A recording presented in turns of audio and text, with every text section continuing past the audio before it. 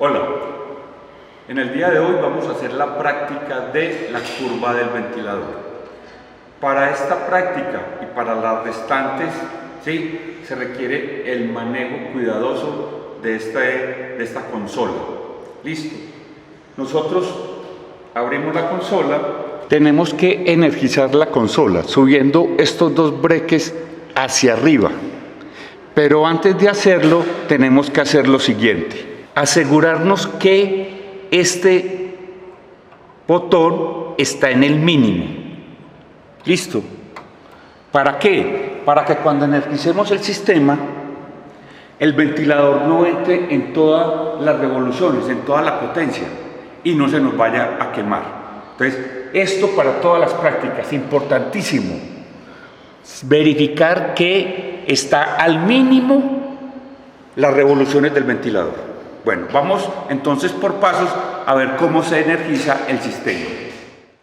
Un aspecto muy importante antes de encender el ventilador es garantizar que una de las campanas por las cuales va a entrar el aire tenga esta válvula abierta. Esta es la posición de abierto, esta es la posición de cerrado. Si las dos campanas que componen el sistema de ventilación tienen la válvula cerrada, se genera un vacío y muchos de los equipos pueden colapsar. Entonces, por eso, importantísimo, antes de encender el ventilador, garantizar que las campanas se encuentran en posición abierta. Se suben los dos breques rojos. Listo. Aquí en pantalla nos va a aparecer las revoluciones del ventilador. Como pueden observar, está en cero. ¿Por qué? Porque yo me aseguré de que estuvieran en cero. Listo. Vamos a energizar el sistema, el motor, con la cuchilla de abajo, con esta cuchilla de abajo. Y ahora empezamos a mover esto para que el ventilador vaya revolucionando con mayor velocidad. Como pueden observar, acá en pantalla van a ver que los numeritos van cambiando. Es decir, el ventilador adquiere mayor velocidad. Va hasta 1500. Y miren cómo hace de bulla. Por eso es que una práctica debe ser presencial, y cuando ustedes están en casa, pues el ruido del ventilador no les deja escuchar lo que estamos haciendo aquí en el laboratorio.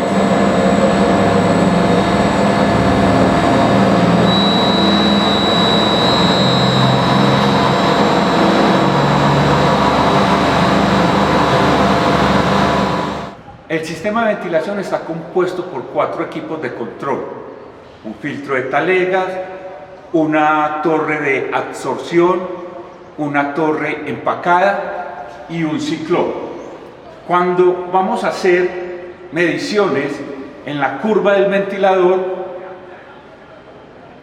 3 de los equipos deben estar con la válvula cerrada. Listo. Entonces, generalmente nosotros hacemos pasar el aire por el ciclón. Entonces, esta es la posición. Los otros equipos nos aseguramos que estén cerrados y solamente vamos a pasar aire por el ciclón. Entonces ponemos esta válvula en abierto. ¿Cómo sería cerrado? En esta posición.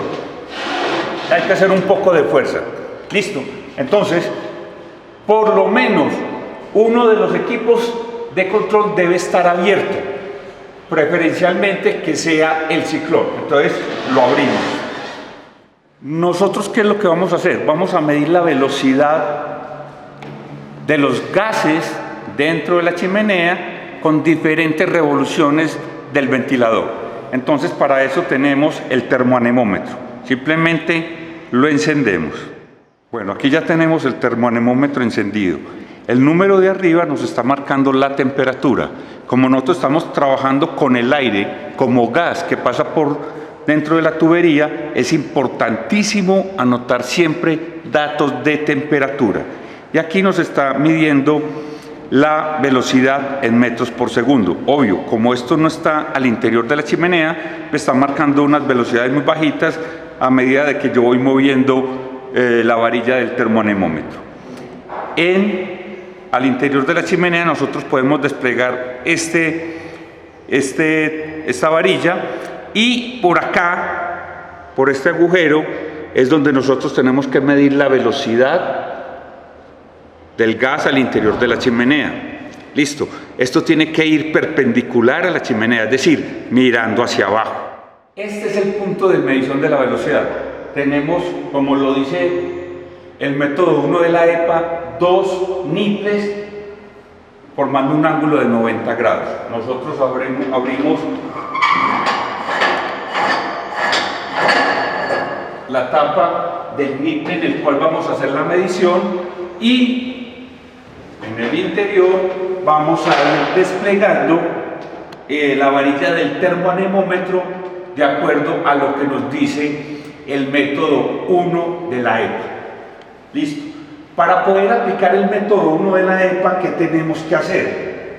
Medir la distancia, ¿sí?, que hay abajo del niple, ¿sí? Esta es la distancia B, y medir la distancia A hasta las perturbaciones, de acuerdo a la siguiente figura. Esta figura está consignada en el método 1 de la EPA. Hay dos figuras muy parecidas, una para medir solamente la velocidad y otra para medir la velocidad y hacer el muestreo de partículas. En esta práctica nos interesa solamente medir la velocidad. Entonces entramos con la distancia B y con la distancia A para seleccionar el número de puntos de muestreo. Recuerden que esta distancia está expresada en diámetros, entonces yo tengo que medir el diámetro interno de la chimenea. Para medir el diámetro de la chimenea simplemente basta con introducir una regla, ojalá rígida, hasta la pared interna de la chimenea y sumarle el niple. Entonces aquí me está dando una medición. Luego hago lo mismo, introduzco la regla, pero donde termina el niple. Listo, entonces tengo que poner mucho cuidado donde termina el niple, y a la primera medida le resto la segunda y me da el diámetro de la chimenea. Aquí vamos a aplicar el método 1 de la EPA, aunque el diámetro de la chimenea es inferior a 30 centímetros. Recuerden que la velocidad de rotación del ventilador está en un intervalo de 0 a 1500 revoluciones. A cada grupo en el manual de laboratorio se le asignaron varias velocidades de rotación. Yo voy a asignar una, voy a coger un valor de 300. Es un valor relativamente bajo, pero para efectos de este video, que no me genere mucho ruido el ventilador.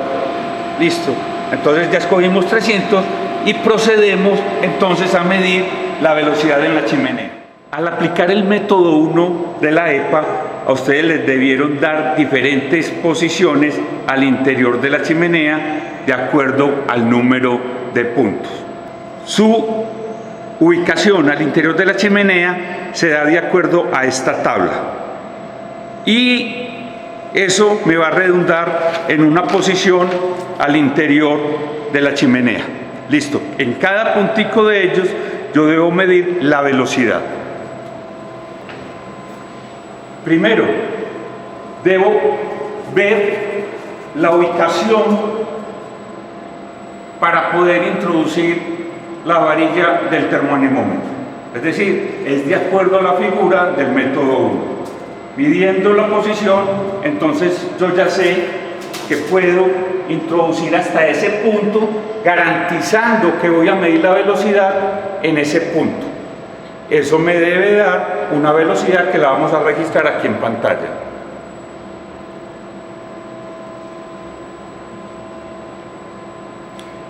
Una vez haya medido la velocidad, ¿sí?, me desplazo al otro punto. Para evitar problemas se recomienda entonces utilizar una cinta enmascarada, ubicando cada uno de los puntos de medición a fin de no tener que estar midiendo con el flexómetro. Listo, entonces voy midiendo varias velocidades. Ojo en pantalla, mire que eso fluctúa, que no es un valor estable. Entonces, ¿qué es lo que tiene uno que hacer? Fijarse sobre qué valor está fluctuando la medición, o lo que en estadística llama la moda, cuál es el valor que más se repite, y ese es el valor que yo debo registrar.